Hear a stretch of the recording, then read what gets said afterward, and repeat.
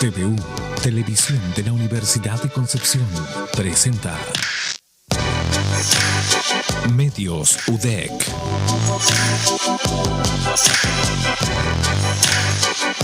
Muy buenas tardes, bienvenidos a Medios UDEC. Dejamos la comunidad del contenido y nos ponemos a tono con la contingencia, con todo lo que ha ocurrido en estas semanas.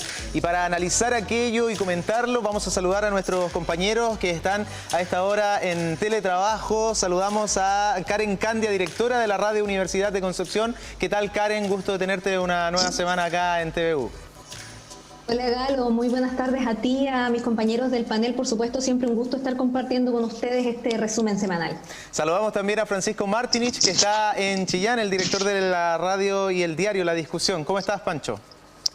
Hola Galo, buenas tardes a toda la audiencia y especialmente a todo el panel. Al ladito de Francisco está Silvanio Mariani, editor general del diario Concepción. ¿Cómo estás, Silvanio? Muy buenas tardes, Galo. Muchísimas gracias por la invitación. Un saludo a todos los colegas aquí presentes y, por supuesto, a todos que nos acompañan desde la señal de TV. Hugo Varela también nos está acompañando el día de hoy, director acá de prensa de nuestro canal. ¿Cómo estás, Hugo? Muy bien, ¿cómo estás, Edgardo? Saludos a todos los muchachos y a las chiquillas del panel. Saludos también para Javier Cisterna, editor de noticias.udec.cl. Una nueva semana, Javier. Un gusto, Galo, volvernos a encontrar. Un saludo grande a quienes también completan el panel esta semana. Y completa el panel Tabita Moreno, directora de comunicaciones de la Universidad de Concepción. No la tuvimos la semana pasada, pero hoy se reintegra a Medios UDEC. ¿Cómo estás, Tabita? Muy bien, gracias, Galo. Hola a todas, a todos. Muy buenas tardes a la audiencia. Un gusto estar nuevamente en este panel conversando sobre la contingencia noticiosa de la semana. Y una semana que lamentablemente ha sido súper negativa para nuestro país y para nuestra región del Biobío. Hemos experimentado los mayores números de casos y el día de hoy se registró la cifra más alta de fallecidos. Hugo, estamos muy preocupados por el tema y le vamos a dedicar algunos minutos de este bloque precisamente a este que es el tema del momento. ¿Sí? Hugo, ¿me escucha? Sí, ahora te escucho. Sí, mira, hablar un poquito sobre la gravedad de la situación. Lo presentaste muy bien, el número más alto de fallecidos y también aquí en la región del Biobío, que es lo que nos interesa muchísimo. Ayer el número más alto de contagios, algo más de 110, 112, 113 casos en la región del Biobío. Uno de pronto se pregunta, bueno, ¿cómo es que llegamos a esta situación? ¿Es responsabilidad de la autoridad que finalmente se adelantó? Estamos todos claros, ¿no es cierto?, que se adelantó en llamar a esta nueva normalidad o llamar a tomarse un cafecito con los amigos o a comer empanadas, como dijo el ministro, digamos, o es responsabilidad de la gente que definitivamente no parece no hacer caso, no intimidarse con lo que está pasando y bueno, llena el centro de Concepción, Talcahuano, Penco, Chillán también. Vemos que funciona con bastante normalidad, con mucha gente en las calles. Lo primero, lo de la autoridad política, seguramente lo tendrán que resolver los políticos. Y lo segundo, quiero hacerme cargo de lo segundo, sobre si los chilenos estamos o no efectivamente respetando las medidas sanitarias que hemos socializado cada uno de nosotros en nuestros propios medios, digamos. Y la autoridad también ha hecho lo propio esta última semana, cuando tuvo que retroceder un poco de su discurso del regreso a la normalidad. Y para refrendar ello, hay un estudio del cual quiero contarles. Es un estudio que hizo la Oficina Nacional de Investigación Económica de Estados Unidos. Esta es una organización, una ONG privada, no es del gobierno de Estados Unidos, y está integrada la estuve sondeando, está integrada por importantísimos economistas en el mundo y hacen de cuando en cuando estadísticas sobre el ciclo económico norteamericano. Y esta vez hizo una encuesta a nivel mundial para determinar cuáles son los países que más cumplen o menos cumplen las medidas sanitarias. Y resulta que Chile apareció como el segundo país que menos cumple las medidas sanitarias. El país que menos cumple las medidas sanitarias. Es increíble que a estas alturas de la vida todavía haya menos del 75% de las personas, de los chilenos, dice este estudio, afirma lavarse las manos con frecuencia, regularmente, en época de pandemia, no en tiempos normales, en pandemia. Y con todo lo que sabemos, hay un altísimo porcentaje de personas que sencillamente deciden no lavarse las manos. Otro dato, el aislamiento social o aislamiento físico, más bien dicho, solo el 50% de las personas reconoce que toma medidas para prevenir esta situación. Y lo último, que es más evidente, digamos, el tema de las cuarentenas obligatorias o voluntarias. Hay un 20% de las personas que en cuarentena voluntaria u obligatoria de igual forma salen a las calles cometiendo una imprudencia gigantesca. Entonces, tenemos por un lado la autoridad que llama a la nueva normalidad, después se arrepiente, hay un discurso de vuelta, pero tenemos esta otra cifra que da cuenta de que los chilenos en realidad somos bien porfiados y no estamos haciendo caso de las recomendaciones. Y estamos en el escenario que estamos por estas dos circunstancias, el Estado y los chilenos. Sí, no da tregua el coronavirus, se agrava la situación en Chile, en nuestra región. Ya llevamos 2 días con más de 100 casos. Lamentablemente hemos experimentado en las últimas semanas un promedio de 4.000 casos diarios en Chile y ya llevamos 2 acá en la región del Biobío en donde superamos los 100 casos. Continúa propagándose la enfermedad por Chile y continúan también los estudios. Hugo señalaba uno, pero también tenemos, Tabita, otro estudio que sitúa a nuestro país como la nación con más contagios por millón de habitantes. Esto siempre ha estado ahí en discusión a través de las redes sociales y de acuerdo a la persona, ¿cierto? Y a la fuente que se cita para entregar algún resultado, es que otras personas empiezan a atacar o empiezan a decir ese estudio es cierto, no es cierto. Estamos también en una confrontación el día de hoy con la ciencia, lo hemos visto con líderes mundiales y lo que han generado en cada uno de sus países. Cuéntanos por favor de este estudio y el detalle. Sí, mira, la verdad es que son lamentables las cifras que estamos viendo en este momento a nivel país, de acuerdo a los datos publicados justamente esta semana por el Our World in Data, que es un centro que analiza datos o grandes volúmenes de información. Big Data, en el fondo, lo que hace es tomar información desde distintos países y va haciendo comparaciones.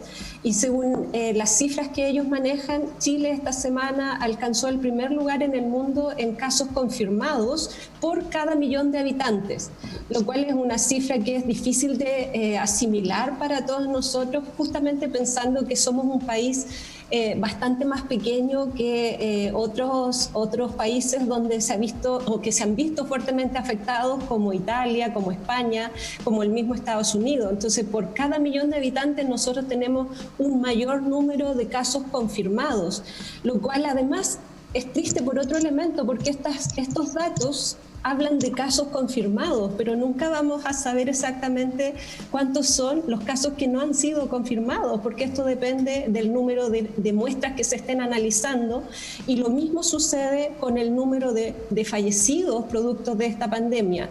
Nosotros esta semana también tenemos el triste récord de aparecer entre los 4 países con mayor número de muertes diarias por millón de habitantes.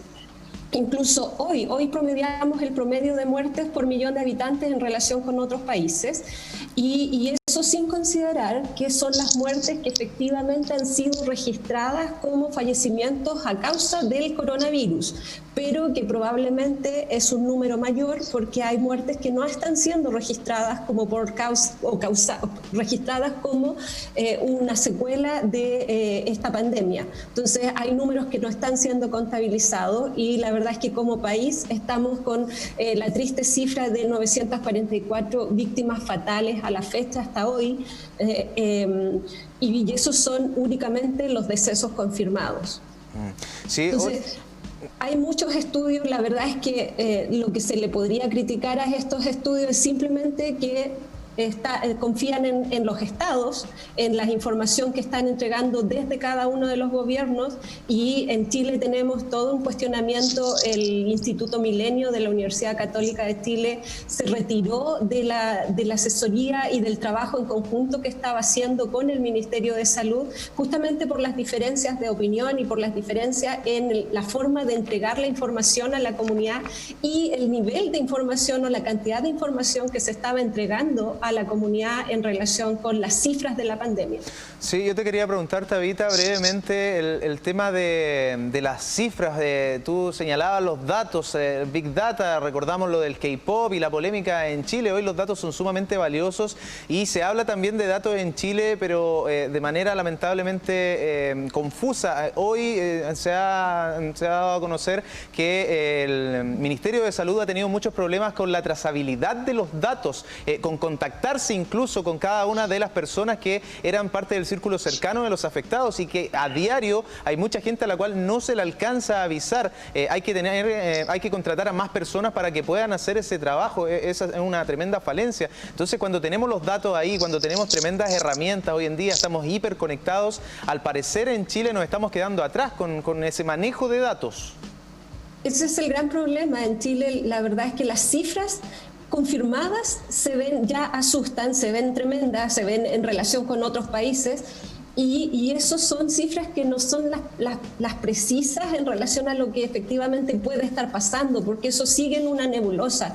No sabemos exactamente lo que está pasando en términos de cantidad de personas que están contagiadas actualmente con el virus, o en términos del número de personas que han fallecido exactamente por o a causa de la crisis del coronavirus. Entonces, falta transparencia en la información, falta capacidad también de trazabilidad, de seguir los casos que efectivamente están contagiados, y esa trazabilidad o la incapacidad para seguir esa trazabilidad implica que se puede propagar con mayor facilidad el virus, porque si no seguimos los casos de las personas que están contagiadas, no podemos tomar medidas para cuarentenas preventivas, para cuarentenas obligatorias en determinadas ciudades o lugares del país. Entonces, las medidas quedan restringidas o no se toman a tiempo porque falta esa información. Y se ha criticado ampliamente a través de medios sociales, a través de distintos medios de comunicación. Hay testimonios de personas que o nunca fueron contactadas pese a que tenían síntomas, nunca se les entregó a tiempo el resultado del examen, por lo tanto no supieron que estaban incluso muertes. Hay testimonios de familiares o amigos de personas que han fallecido y que recibieron los resultados del examen después que ya había fallecido la persona. Entonces, hay testimonios de casos que nos permiten confirmar que hay información que no está siendo entregada a tiempo. Terrible, terrible, y es un panorama bien sombrío, Karen, porque los estudios siguen apareciendo y siguen señalando que no estamos todavía en el peor escenario. Así es, Galo. Bueno, lamentablemente, como ya lo señalaban Hugo y también Tabita, efectivamente los estudios están coincidiendo en algo, que es que efectivamente las proyecciones para nuestro país no son las más alentadoras en este contexto. Por ejemplo, el estudio del Instituto para la Métrica y Evaluación de la Salud de la Universidad de Washington actualizó, de hecho, sus proyecciones que tenía hace 2 semanas y con números bastante críticos. Ellos anticiparon, no solo para nuestro país, sino que también para Brasil y Perú, un aumento lamentable en casos. Ellos el 12 de mayo proyectaban cerca de 687 muertes para el 4 de agosto en nuestro país. Esto finalmente se actualizó esta semana, el lunes se dieron a conocer nuevamente las cifras y ahora se estima un total aproximado de 11.970 fallecidos, acercándose ya más hacia esa fecha. Ciertamente esta tasa de mortalidad se situaría en cerca de 65.78 si uno la compara dentro de cada 100.000 habitantes. Este, de hecho, es el índice más alto para los países de Sudamérica, lo que lamentablemente es una noticia que se nos dio esta semana y que además, recordemos, durante la semana se le preguntó y consultó al ministro de Salud respecto de esta investigación. Él como que le bajó un poco el perfil, dijo que en realidad este tipo de estudios generaban incertidumbres, cuestionó un poco tal vez la forma, los datos, cómo se obtenían, pero independientemente de eso, hay algo en lo que claramente todos los estudios están llegando a una conclusión, a una convergencia, y es el hecho de que las proyecciones para nuestro país y también para el resto de Latinoamérica o algunos países no son las más alentadoras. Ahí también se hablaba, por ejemplo, del caso de Brasil, que ya les mencionaba, donde hace 2 semanas se apuntaba a 88.000 fallecidos aproximadamente, y ahora para esa misma fecha, es decir, cerca de agosto, ya se proyectan 125.000 fallecidos. Una realidad similar también es la que se proyecta para Perú, pero dentro de todo este contexto, lamentablemente es nuestro país el que se ve más afectado por esta proyección, y como como ya lo señalaba, el hecho final, más allá de que uno pueda o no estar de acuerdo con las formas en que se realizan estas investigaciones, sí tenemos que ser claros en que todos están apuntando hacia una proyección en el aumento de casos para nuestro país y, por supuesto, también de los fallecidos, que es lo más lamentable. Sí, es una compleja relación la que existe entre el mundo de la política y la ciencia, y le vamos a dar también el pase acá a Javier para conversar un poquito de aquello, porque estamos señalando estudios que muchas veces son descalificados, no son tomados en cuenta por quienes llevan las riendas de las naciones. Es noticia también de último minuto que Donald Trump acaba de anunciar que se termina la relación entre Estados Unidos y la Organización Mundial de la Salud, así que ese dinero se va a destinar a otras necesidades, ha dicho el mandatario norteamericano. Javier, coméntanos un poco de aquello, de la distancia entre el mundo político y científico. Sí, Galo, porque sucede en todos lados, no solo en Chile. Los distintos gobiernos se han visto envueltos en polémicas respecto a lo que son las decisiones políticas y también el sustento científico de las mismas. Por citar algunos ejemplos que tengo aquí apuntados, en el caso de España existe también un grupo multidisciplinario que asesora al gobierno. No obstante, a ese grupo se le ha acusado de ser extremadamente afín con el presidente Pedro Sánchez, dado que existe filiación política en común entre algunos miembros y el mismo mandatario, que es del Partido Socialista Obrero Español. En el caso de Francia, nación que también en su momento se vio bastante golpeada por los contagios y las muertes del coronavirus, el grupo asesor no recomendó la vuelta a clases, que finalmente sí se terminó decretando por la vía presidencial. En el Reino Unido también han existido diversos cuestionamientos, principalmente en lo que ha sido esta dicotomía de lo económico y lo sanitario y este privilegio de los temas de empleo. Bueno, existe un consejo asesor para el presidente Boris Johnson, pero su nómina es secreta, no la conocemos. Y en Estados Unidos, bueno, el caso de Donald Trump siempre es ejemplificador de cualquier situación, de lo más insólito que a alguno se le puede ocurrir. Bueno, eso ya sucedió en Estados Unidos y Donald Trump probablemente tiene que ver. Tú lo mencionabas, lo que sabemos hoy de este cruce definitivo ya con la Organización Mundial de la Salud, también lo que son las polémicas con el epidemiólogo Anthony Fauci, que es uno de los principales asesores del mandatario. Y no obstante, el presidente Trump ha insistido en el uso, por ejemplo, de la hidroxicloroquina, algo que todos los especialistas y los entendidos han dicho que no solo no hace nada o no ayuda a combatir el coronavirus, sino que es perjuiciosa para la misma salud.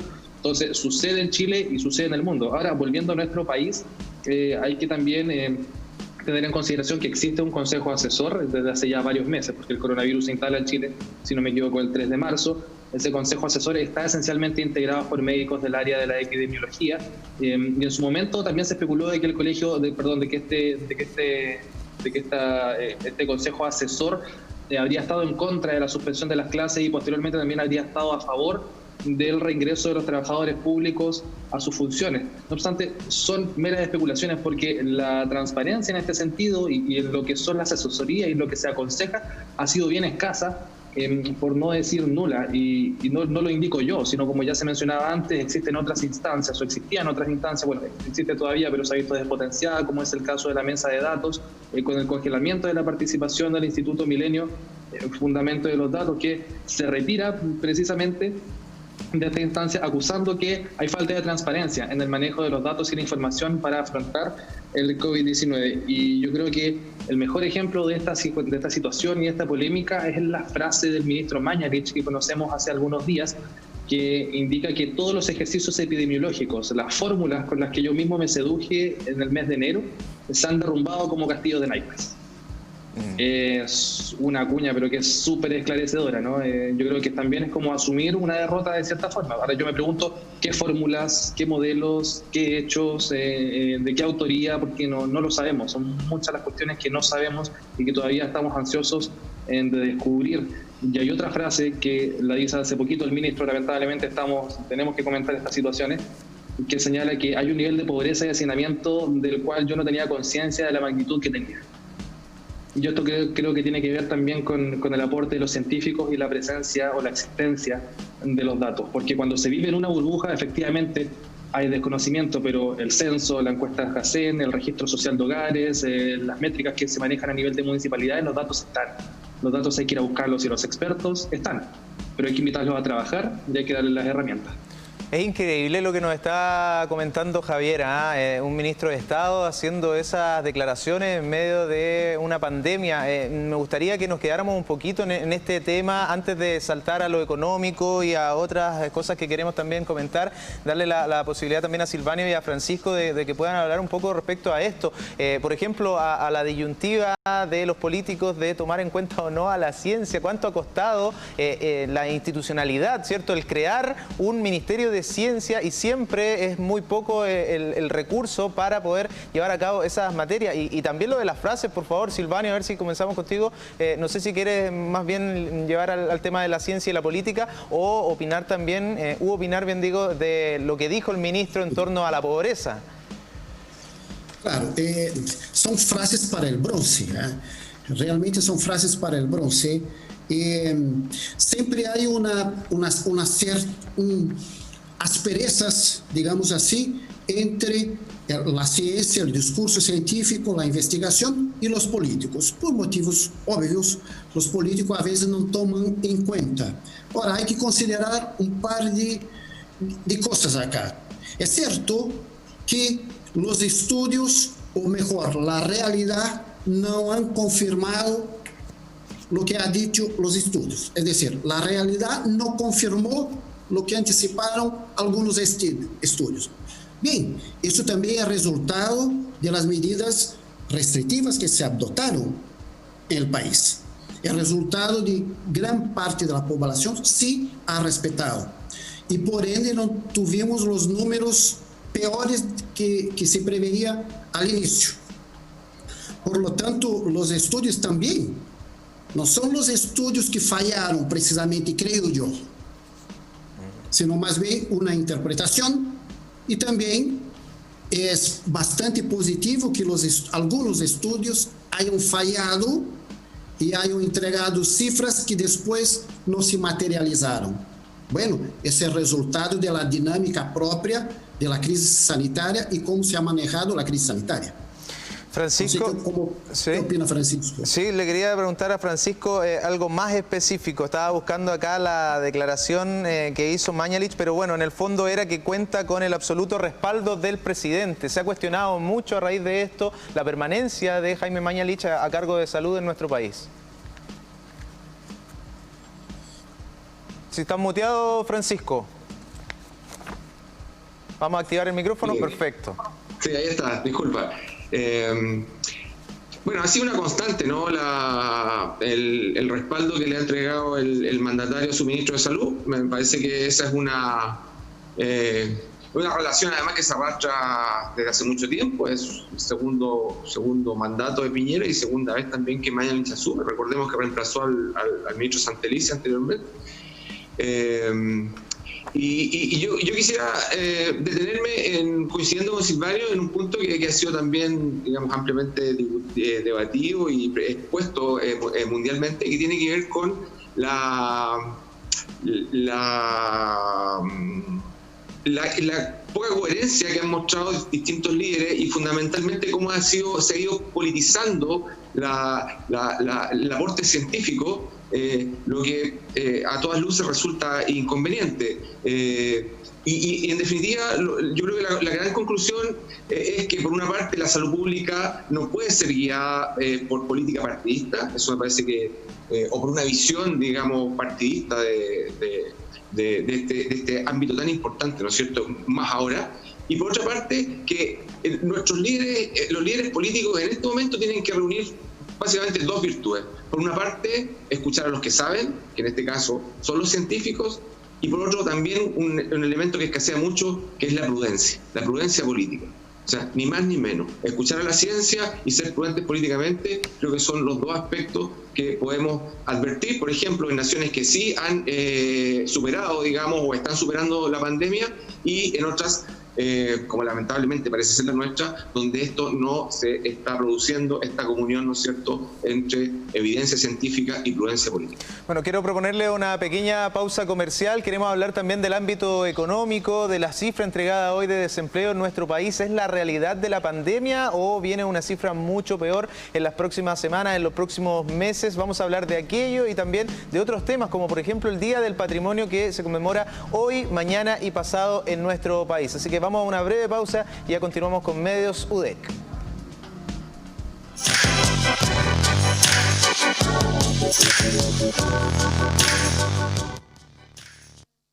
Te invitamos a ingresar en la plataforma coronavirus.udec.cl. El portal ofrece gratuitamente un formulario de evaluación de riesgo COVID-19 y según la información que se proporcione, el sitio web arrojará a la persona una serie de recomendaciones. En caso de que el paciente registre contacto sospechoso, manifieste síntomas y pertenezca a alguno de los grupos de riesgo, la plataforma derivará a una teleconsulta con un profesional médico. Esta iniciativa es impulsada por la Unidad de Telemedicina de la Facultad de Medicina de la Universidad de Concepción.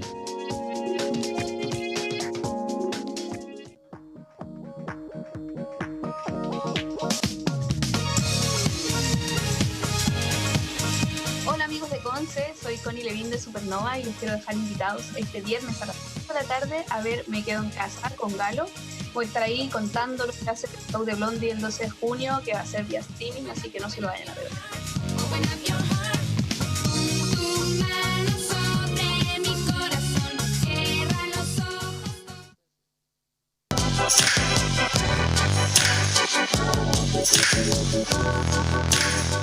Ya estamos de regreso en Medios UDEC. Ahí ven ustedes en pantalla a todos nuestros compañeros, colegas, Karen Candia de la radio UDEC, Tabita Moreno de Comunicaciones de la Universidad de Concepción, Francisco Martinich del diario La Discusión, Silvanio Mariani del diario Concepción, Javier Cisternas, editor de Noticias UDEC, y Hugo Varela de nuestro canal TVU. Antes de continuar con el ámbito económico de la pandemia y también con el Día del Patrimonio que les anunciaba antes de la pausa, vamos a revisar otras noticias. Este es un resumen semanal que hemos preparado con algunas informaciones destacadas de la región del Biobío y de Ñuble. Semana movida para Ñuble en lo que respecta a algunos alcaldes. Según confirmó diario La Discusión, el alcalde de Quillón, Alberto Gira, presentó su renuncia al cargo debido a una larga enfermedad que lo tiene hace meses alejado de sus funciones y la comuna. Por otro lado, el Tribunal Electoral Regional removió de su cargo al alcalde de la comuna de San Carlos, Hugo Gebrie, tras resolver que este ha incurrido en faltas a la probidad y notable abandono de deberes. Entre los hechos por los que se condenó a Gebrie se encuentran el haber favorecido a su conviviente y familiares en contratos municipales, utilización de recursos públicos para su conveniencia, adquisición de terrenos sin autorización del Consejo Municipal, además de acoso y maltrato laboral. También esta semana el directorio de Enel Generación Chile decidió adelantar el cierre de las 2 unidades del complejo termoeléctrico Central Bocamina, ubicado en la comuna de Coronel, tal como lo difundió el diario Concepción. Para concretar esta medida, la compañía solicitará formalmente al secretario ejecutivo de la Comisión Nacional de Energía que se autorice el retiro final, desconexión y cese de operación de Bocamina 1 a más tardar el 31 de diciembre de 2020 y de Bocamina 2 a más tardar el 31 de mayo de 2022. En otro tema, el sitio noticias.udec.cl ha estado informando del avance logístico para la instalación del hospital de campaña en terrenos de la Universidad de Concepción, los cuales tienen una ubicación estratégica frente al hospital regional. Este hospital de campaña es uno de los 5 recintos modulares que se instalarán en el país y tendrá una capacidad de 100 camas. Relacionado también a la pandemia, esta semana en la comuna de Florida se inició la distribución de las 15.000 cajas correspondientes al programa Alimentos para Chile en la provincia de Concepción. Tal como lo consigna radioudec.cl, autoridades regionales encabezaron esta entrega, que forma parte de las más de 27.000 destinadas a adultos mayores pertenecientes al 40% más vulnerable de toda la región del Biobío. Resumen de la cobertura de los medios de la Universidad de Concepción referente a otras noticias. Francisco Martinich, en relación particularmente a lo del alcalde de San Carlos, ¿puede apelar el alcalde? ¿Eso no está 100% resuelto? ¿Qué es lo que pasa hoy con la alcaldía, con el municipio de esa comuna? Sí, efectivamente puede apelar. El fallo corresponde al Tribunal Electoral Regional, de modo que hay una instancia más, que es el Tribunal Electoral Nacional, digamos, que es el Tribunal Calificador de Elección. Sí, sí. De modo que, y tiene aproximadamente, creo, 45 días para presentar esa apelación. Durante ese tiempo él está suspendido del cargo y asume el administrador municipal. Ya. Bueno, era esperable que él anunciara esta apelación, pero la verdad que si uno revisa el fallo, que tiene 600 y tantas páginas, y que lo estuvimos viendo en el diario para ayer y bueno, hasta ayer también cuando subimos la noticia en la noche, es muy contundente. De 18 imputaciones que se le hacen al jefe comunal, el Tribunal Electoral Regional recoge y encuentra razonable que es 14. O sea, de modo que complicada situación, pero bueno, obviamente como todo en todo proceso judicial tiene aún derecho a apelar. Él estuvo 12 años al frente, va a cumplir 12 años al frente del municipio de San Carlos, y un personaje bastante controvertido, digamos, una personalidad compleja, y quienes lo conocemos y hemos tratado con él sabemos que era singular, particular, digamos, su estilo de gestión, al menos en el municipio de San Carlos, que es la segunda ciudad más grande de la región de Ñuble y la capital de la provincia de Puní. Bueno, una noticia que ha estado reporteando el diario La Discusión. En ladiscusión.cl ustedes van a encontrar más detalles de aquello. Silvanio Mariani, me gustaría que hablemos un poquito del desempleo. Hoy se entrega la cifra que llama la atención. Algunos pensaban, y el mismo gobierno había señalado que era muy probable que fuera de 2 dígitos. Es la más alta en los últimos 10 años, pero todavía no pasamos del 10 hacia arriba. Assim é, a própria ministra Zaldívar antecipou 10% de desemprego em âmbito nacional. Sin embargo, em âmbito nacional foi de 9%, por abaixo da estimação do próprio governo, abaixo da estimação de agentes do mercado, e foi surpresivo também em Biobío, que só chegara a 8,9%. Bastante abajo también de lo previsto. O sea, estamos bajo el promedio nacional. Estamos abajo del promedio nacional, pero una diferencia 0,1 es mínima. Marginal. ¿Cierto? Y fue sorpresivo porque todos esperaban más, dada los despidos que hubo en la región del Biobío. Sin embargo, hay que entender la metodología del INE, que es entrevistar a una persona. Entrevista una persona, le pregunta, ¿usted trabajó en la semana de referencia? Pongamos, la semana anterior, ¿trabajó durante 1 hora en forma remunerada? Sí, ok, no está desempleado, está ocupado. Esa es la metodología, trabajó 1 hora, recibió pago para eso, no es considerado desempleado. Podemos questionar si es válido o no, pero es la metodología, es la foto que nos entrega el INE, y es una metodología validada en el ámbito internacional. No es una rareza, es así, y es validada en el ámbito internacional. Es sorpresivo ese 8,9, y más aún considerando los despidos que tuvimos en el último mes y medio que conocemos. Sin embargo, essa é a foto. Hay que recordar que nosotros tuvimos cifras similares.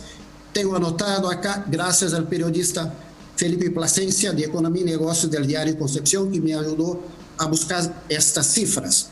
En 2014 tuvimos 9,1 de cesantía. Antes de eso fue en 2010, tras el terremoto, y llegamos a 10,9. ¿Estaba hablando de la región, Silvanio? 10,9. Claro. En 2010. Bueno, por ocasión del terremoto. El impacto del terremoto, las empresas abajo, en fin. Es decir, casi 10 años nosotros acá con una cifra de esa magnitud. Bien, pero aquí también tenemos una un desempleo, por decirlo de alguna forma, encubierto, que se llama Ley de Protección al Empleo. Si agregáramos las más de 20.000 personas, la cifra oficial era 22.000 y algo de personas que están recibiendo el seguro cesantía, tendríamos 3 puntos más de cesantía, es decir, llegaremos a 11,9, 12% hoy. Este es un ejercicio, ¿cierto? No tiene ninguna validez metodológica, obviamente no es la realidad, porque sí están con seguro cesantía, pero explica un poco el porqué de la sorpresa que ha generado en tantas personas, en autoridades, Silvanio, representantes de la CUT, en académicos, que han quedado sorpresos. ¡Wow! Solo 8,9%, esperábamos 10%, 2 dígitos de cesantía. ¿Y qué es lo que tenemos que esperar ahora, Silvanio, para el próximo trimestre? Porque es cierto que hubo como un alza a fin de febrero, principios de marzo, después de todo lo del estallido social. ¿Qué es lo que hay que esperar para el próximo trimestre? ¿Hay alguna estimación de que esa cifra podría llegar al 12, 13, 14, 15%? Yo no me atrevo a hacer ninguna estimación. Y ya vimos, ya se estimó sobre el 10% y no fue así. La Universidad de Chile estimó en 15, algo la cesantía en Santiago hoy. Sin embargo, el INE dice que es 9% y no 15, algo. No me atrevería a entregar ninguna cifra, por supuesto, pero sí sabemos que va a aumentar. Eso es obvio, dado el escenario que tuvimos en mayo. No mejoramos, no se crearon empleos, no llegaron nuevas empresas a instalarse en Biobío. Por lo tanto, la lógica, el sentido común te diría que vamos a tener cifras más altas de desempleo en el próximo mes y subsecuente. Salvo que alguna cosa ocurra y que cambie esa realidad. De lo contrario, obviamente vamos a llegar fácilmente al 10% en un mes o 2 más. ¿Cómo enfrentamos la crisis, Hugo? Si tuviera la respuesta no estaría acá, o si la tuviésemos aquí estaríamos en otra parte, pero ¿hay, digamos, dónde echar mano? ¿Qué pasa con la billetera de nuestro país? ¿Préstamos? La economía lamentablemente está estancada, es un país que no está produciendo al 100%, es complejo el panorama. Sí, yo voy a dar un pasito más al frente de Silvanio, que es experto en temas económicos. Yo no soy tan experto, pero el tema del INE hace bastante rato que la metodología que aplican, Silvanio lo explicó muy bien, creo que solo da cuenta de la precarización que hay en temas de empleo. ¿Cómo es posible que una persona que trabaje 1 hora a la semana esté para todos los efectos empleados, para todos los efectos no esté cesante? Eso para mí no resiste ningún análisis. Lo otro es el tema de lo que pasa en las provincias. Tenemos el dato nacional y regional, pero no sabemos lo que pasa en las provincias. El día de la teleconferencia de las autoridades se reclamaba eso. La provincia de Biobío no sabía cuánto era el desempleo de ellos. Y sabemos que en Arauco la situación es mucho más compleja que en la provincia de Concepción. Entonces, allá en Arauco, Coronel, Lota, esas comunas siempre han tenido cifras de 2 dígitos de desempleo, y ahora debe ser peor. Entonces, yo creo que la cifra es mentirosa. El 8, yo no le creo definitivamente al 8.9. Debemos estar sobre los 2 dígitos y más, quién sabe. En fin, porque siento que la estadística no responde a la realidad. No puede una persona que trabaja 1 hora a la semana estar para efectos legales empleada. No. Estamos nivelando para abajo. Y lo otro, si hay plata o no hay plata, yo creo que hay plata.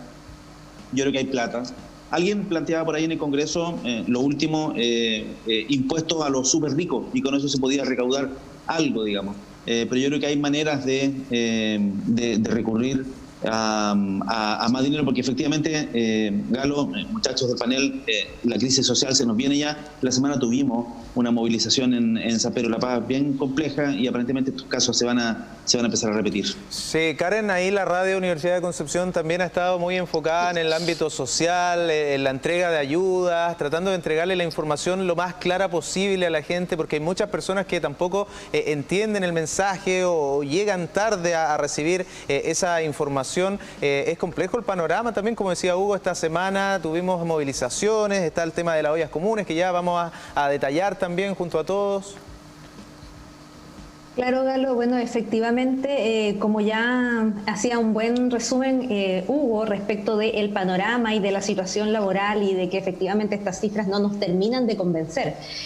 Finalmente, uno sabe y nota, uno lo ve en la calle, uno ve cuando conversa con sus amigos, con familiares y conoce casos de conocidos, gente que está muy angustiada en distintos ámbitos. Recordemos, por ejemplo, ahora que estamos fin de semana del patrimonio, el ámbito de la cultura, los artistas están siendo muy afectados y por eso ciertamente también nosotros como medio de comunicación hemos tratado de enfocarnos en entregar las informaciones cada vez que sabemos de que hay nuevos accesos a ayudas, convocatorias, etcétera. Estamos tratando de visibilizar de la mejor forma posible y tratando de hacer que esta información llegue al mayor número de personas posibles, porque al menos es una oportunidad o una ayuda para esta situación que están viviendo actualmente, porque el panorama ciertamente es complicado, como ya lo señalábamos.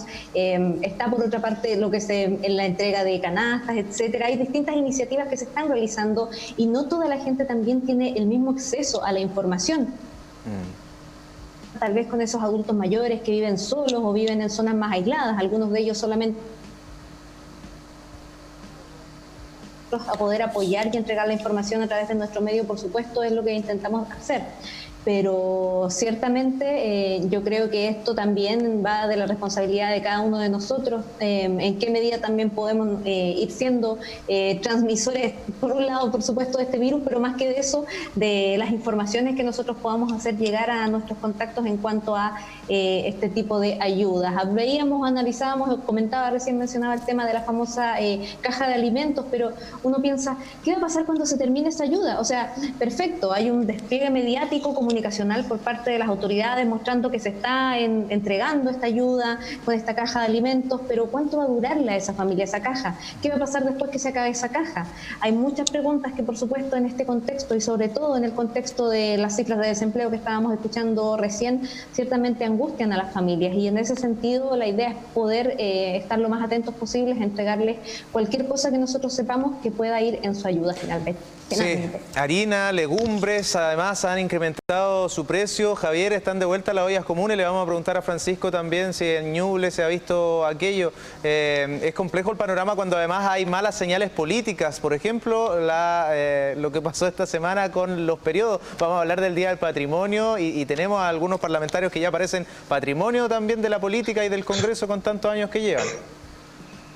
Sí, Galo, yo quería hacer un comentario respecto a lo primero que estábamos conversando en cuanto a la cifra de desempleo, porque me parece que si algún aprendizaje debiéramos tener como sociedad y sobre todo a nivel de autoridades, que nos deje el manejo del coronavirus, es no cantar victoria por los números que se van empezando a conocer.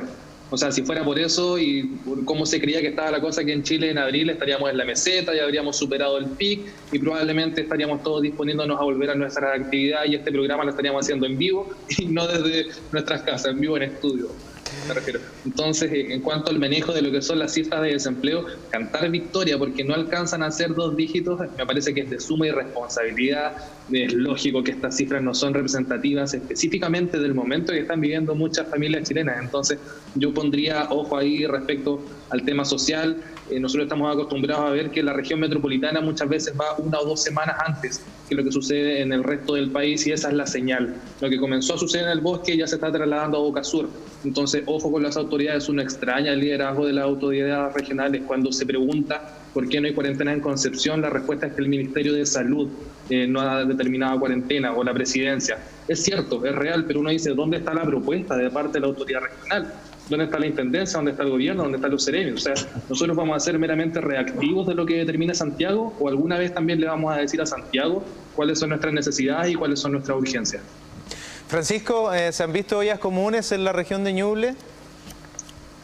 Así es. Esta semana, de hecho, hicimos un reportaje acerca de cómo han ido apareciendo justamente las ollas comunes, el resurgimiento, ¿no es cierto?, de esta figura que tiene también una carga simbólica porque nos recuerda tiempos pretéritos, ¿no es cierto?, fundamentalmente bajo dictadura, ¿no es cierto?, donde había mucha hambre y otras necesidades también.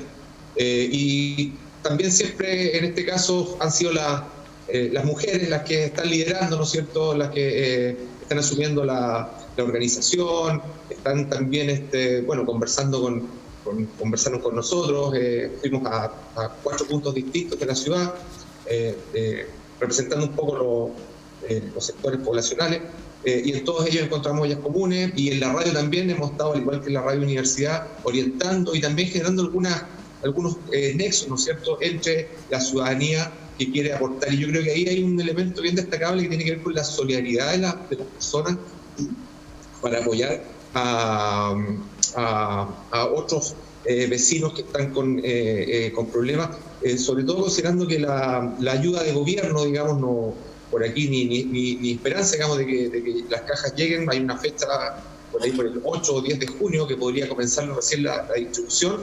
También bastante discutible el número de cajas que se van a entregar, pero bueno, aparte de eso, siempre ha sido mucho más proactiva la ciudadanía, y diría que también las autoridades municipales, tanto en el caso de Chillán como en otras comunas, ¿no es cierto?, los gobiernos locales más cerca de la comunidad han podido llevar ayuda de forma oportuna y estar apoyando también a estas ollas comunes. Precisar que nuestro informe de desempleo conocido al día de hoy nos sitúa en 8,4% de desempleo, que son 1,2 puntos porcentuales más que la medición anterior, que el trimestre anterior, y 2,9 puntos porcentuales respecto de igual fecha en el año pasado. Una compleja situación se vive aquí, también es muy dudosa la cifra, considerando que aquí tenemos además un fenómeno estacional muy fuerte en este momento, porque sabemos que la actividad agrícola está completamente detenida. Entonces, si consideramos que turismo, comercio y turismo son dos de los ejes principales de la matriz económica, ¿no es cierto?, de la región, y están bastante deprimidos, el turismo completamente en pausa, el comercio a media máquina, y por otra parte tenemos la actividad agrícola prácticamente detenida por la estación, el desempleo debería ser mucho más alto, y coincido que siembra un manto de duda respecto de la certeza del dato que está entregando el INE. Bueno, la pandemia sigue pegando por todos lados. Antes de cambiar de tema, hay una situación que se cruza además con la pandemia. Habíamos hablado, Tabita, hace algunas semanas que la población afroamericana en Estados Unidos estaba muy complicada con este tema. Ahora se suma otro ingrediente que es una noticia mundial con la muerte del ciudadano George Floyd, y que tiene en llamas a Minneapolis con protestas, ¿cierto?, con enfrentamientos con la policía. Estamos revisando imágenes que han dado la vuelta al mundo, y no solamente de la detención, que es espantosa, que es algo totalmente condenable y que es hasta fuerte de demostrar, sino con todo lo que hemos visto posterior, la reacción de las personas por ese hecho puntual. Sí, efectivamente, la ciudad de Minneapolis ya lleva 2 días en manifestaciones a causa de esta persona que fue asesinada por un policía norteamericano a vista y paciencia, además de otras personas sin ningún escrúpulo, prácticamente, como se ven las imágenes. Son imágenes durísimas de presenciar, pero lo más lamentable es que no es primera vez que sucede, y obviamente la población afroamericana ha reaccionado de la manera que puede, porque la frustración, el peso histórico que tiene lo que ha sufrido la población afroamericana en Estados Unidos desde la esclavitud. Hay que recordar que la esclavitud en Estados Unidos terminó no hace más de 50 años. Es la historia reciente de Estados Unidos, y queda mucho de ello. Entonces hay una población afroamericana que está protestando, y en este minuto hay locales comerciales, supermercados, grandes moles, las mismas comisarías o las instituciones de gobierno y de las policías están siendo atacadas, quemadas por las manifestaciones de las personas, en una reacción que habla de la frustración que sienten y del miedo que han sentido históricamente, porque solamente el hecho de ser afroamericano les expone no necesitan en muchas ocasiones estar haciendo nada malo, no lo están haciendo, pero les expone porque son de un color distinto. Entonces son situaciones de diferencias, de desigualdades y de una población que las ha sufrido desde hace muchos años, desde toda la historia prácticamente de Estados Unidos. Y Minneapolis en este minuto es el centro de lo que ya ha sucedido en periodos previos con las muertes de otros afroamericanos a manos de la policía norteamericana, que debería estar al servicio de la ciudadanía, que debería estar cuidando a toda la población y no matando a sus ciudadanos. Te agradezco, Tabita, esa reflexión con una de las noticias también más relevantes de esta semana. Pero queremos hablar de lo que viene ahora, que es el Día del Patrimonio, en un contexto bien particular, Día del Patrimonio en casa. Y ahí Francisco, Javier, Karen, Silvanio, Hugo, equipo y también a toda la gente que está en la casa, Tabita nos tiene una sorpresa, porque yo vi esta pieza audiovisual antes de entrar al programa y de verdad que es una maravilla. Acá el equipo no tenía idea, pero Tabita, por favor, lo que vamos a presentar es algo que tiene que ver con el patrimonio de la universidad, el patrimonio de nuestra región, de Chile, y que la Dirección de Comunicaciones ha preparado para conmemorar este día. Sí, bueno, el Día del Patrimonio Cultural este año ha debido llevarse a las casas justamente por el contexto provocado por esta crisis sanitaria, y en la Universidad de Concepción la Dirección de Comunicaciones, en un trabajo en conjunto con la unidad de patrimonio de nuestra casa de estudio, trabajamos en una pieza audiovisual para mostrar a toda la comunidad a través de las pantallas el mural Presencia América Latina. Quiero que lo vean primero y después lo comentamos. Cuando me pidieron que pintara el mural de la Casa del Arte de la Universidad de Concepción, lo primero que se planteó a mi conciencia, qué visión, o mejor dicho, qué realidad habría de construir ahí que mereciera alojarse plásticamente en estos muros que constituían un ámbito de primer orden por su dimensión y por su ubicación arquitectónica.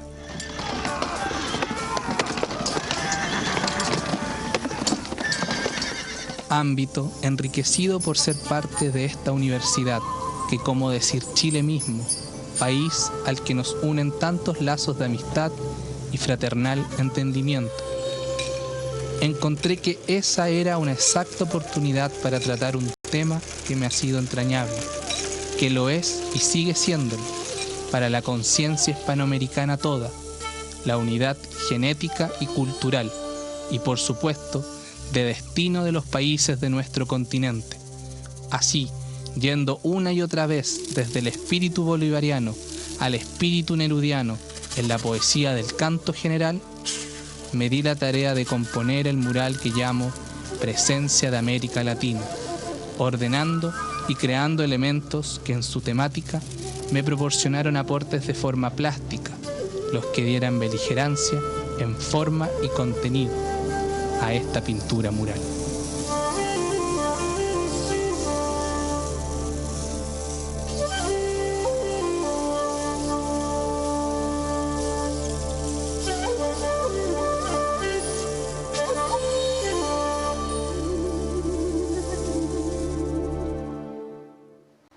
Qué tremendo regalo en este Día del Patrimonio para toda la gente, en exclusiva por las pantallas de TVU, el mural Presencia de América Latina como nunca antes lo habíamos visto. Qué maravilla, Tabita Moreno.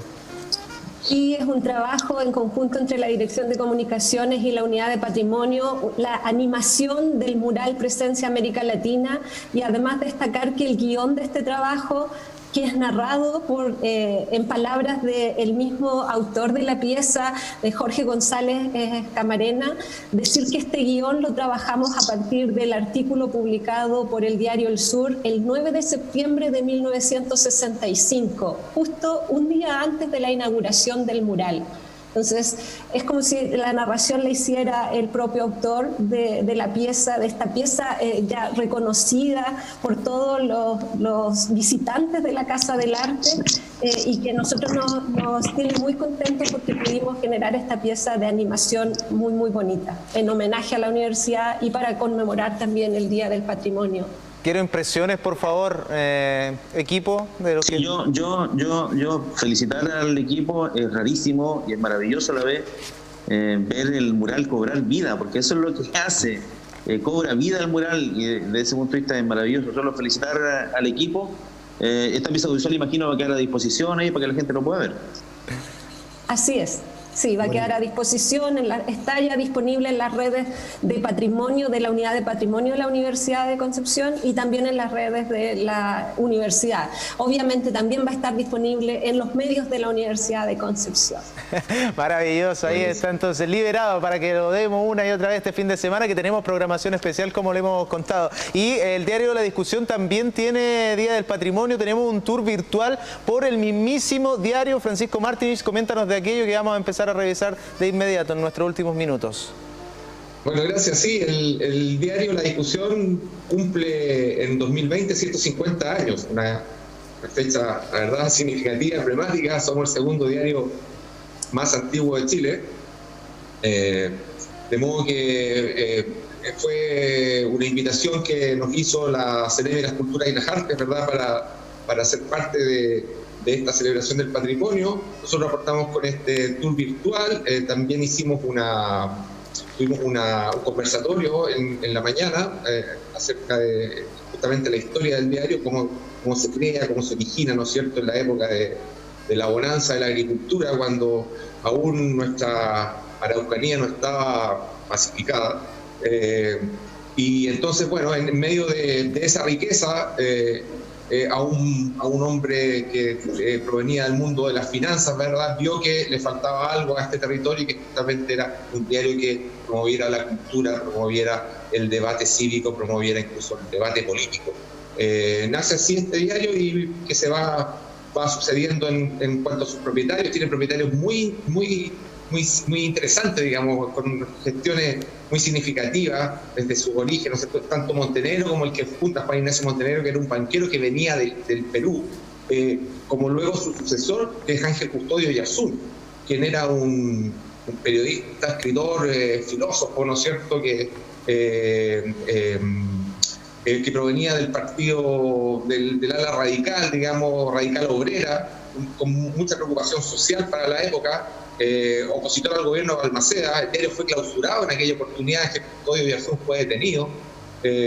Bueno, en fin, y podemos encontrar distintos personajes que han pasado por esta empresa periodística, y que tiene también en su edificio, que como podíamos ver, ¿no es cierto?, un activo importante, porque es un edificio modernista construido posterior al terremoto de 1939 por Hernán Larraín, que es el mismo arquitecto de la Catedral de Chillán. Creo que lo comentamos la semana pasada, creo, cuando hablamos del terremoto, ¿no es cierto?, de 1939. Pero no solamente el edificio, sino que hoy uno de nuestros grandes tesoros es el archivo de diarios, ¿no es cierto? Tenemos 250 años de publicaciones muy bien guardadas en espacios muy protegidos. Tuvimos un informe meses atrás, en el mes de diciembre, ¿no es cierto?, donde afortunadamente salimos bien parados. Teníamos alguna preocupación respecto de algunas características de la conservación, pero está todo muy bien conservado, a temperatura adecuada, con la debida protección. Y nuestra aspiración, que estamos trabajando justamente con la universidad, con la Unidad de Patrimonio y con el equipo del archivo fotográfico de la universidad, es para justamente rescatar este patrimonio material, ¿no es cierto?, y poder digitalizarlo y compartirlo a través de una plataforma que permita, ¿no es cierto?, el acceso de aquellos que están interesados en estudiar, como también la ciudadanía en general, para poder repasar, ¿no es cierto?, la historia propia de la familia, etc. Son 150 años de publicaciones, es una plata, digamos, que puede ser muy útil, y que hoy día justamente conversamos en la mañana con historiadores y las autoridades de cultura local, que constituye el gran archivo histórico de la región de Ñuble, y esperamos justamente que esa consideración también sirva para que nuestro proyecto tenga una buena acogida, ¿no es cierto?, del sector público, porque seguramente vamos a necesitar, ¿no es cierto?, un respaldo para poder concretarlo. Digitalizar una colección de esta naturaleza, nos han dicho los expertos, tarda un buen tiempo, por lo menos 4 o 5 años, pero se va haciendo paulatinamente y esperamos poder cumplir con Muy bien, Francisco. Muchísimas gracias por la historia también que nos has contado en torno al diario. En ladiscusión.cl/patrimonio van a encontrar ahí este tour virtual, y también Tabita en la página de la universidad. La tenemos, la página de patrimonio, para rematar, porque hay hartas actividades. Sí, efectivamente hay muchas actividades. Hoy, mañana y el domingo hay recorridos virtuales, seminarios en línea, concursos en patrimonio.udec.cl. Ahí está todo el detalle, entonces lo hemos estado reforzando, por supuesto, en TVU Noticias, en la comunidad del contenido, así que nuestra audiencia está más que enterada de todo lo que hay, hasta concurso. Hay un concurso para que ustedes también participen, mandando una fotito y un microcuento de esa foto en la Universidad de Concepción. Pueden ganar unos interesantes premios que está regalando ahí la FAU, que está organizando ese concurso. Patrimonio destacado de cada uno para cerrar este medio SUDEC del mes de mayo. Vamos a partir por Hugo Varela. Sí, algo que yo todavía no he hecho, es curioso, pero todavía no subo el campanil, me encantaría. Creo que es un sueño que tengo pendiente todavía. ¿Se suma Silvanio Mariani? Somos dos. Son dos. Somos dos ya, ok. Excelente. Karen Candia. Yo subí para el año del campanil, a ver los 100 años subí al campanil, así que ya cumplí ese sueño el año pasado, por lo menos. ¿Y algún patrimonio que destacaría? Patrimonio, sí, el patrimonio sonoro, por supuesto, de la radio. Ahí tenemos audios, archivos históricos que están disponibles. Nosotros el año pasado cumplimos 60 años y dentro de eso tenemos ahí en nuestro sitio web radioudec.cl /patrimonio una nota también donde ustedes van a poder revisar audios históricos de rectores, visitas destacadas como Pablo Neruda en la Universidad de Concepción, la entrevista a Violeta Parra realizada en la Radio UDEC, Osvaldo Guayasamín, por ejemplo. O sea, diversos audios de todas las personas que han estado visitando durante estos últimos años. Ustedes pueden ahí encontrar en radioudec.cl. Javier, ¿cuál es su patrimonio favorito, brevemente? Uno que extraño mucho, el Cerro Caracol y el Mirador Alemán, que es un paseo imperdible para todos quienes habitan esta bella ciudad. Mira, lo puedes descargar en las redes sociales del Cerro Caracol, un mirador alemán que se puede armar en casa. Francisco Martinich, patrimonio, brevemente. Brevemente, mira, yo las loceras de Quinchamalí. Creo que es un arte milenario que se mantiene, ellas obtienen sus materiales de ahí mismo, es muy interesante, es muy valioso y hay que cuidar que preservarlo, digamos, porque ellas además tienen muy avanzada edad, entonces... Patrimonio humano vivo. Patrimonio humano vivo. Exactamente. ¿Y Tabita?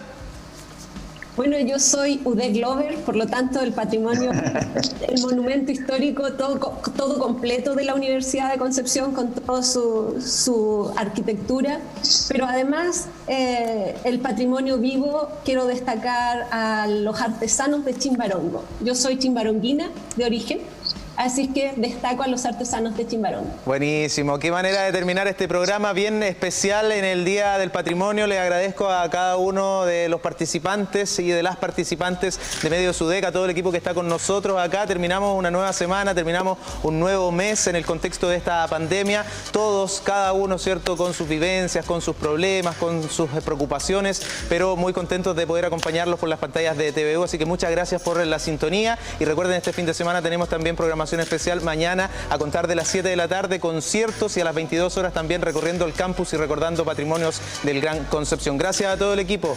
Que estén muy bien. Nos despedimos. Adiós. Chao, chao. Adiós. Que estén bien. Buen fin de semana. TVU, Televisión de la Universidad de Concepción, presentó Medios UDEC.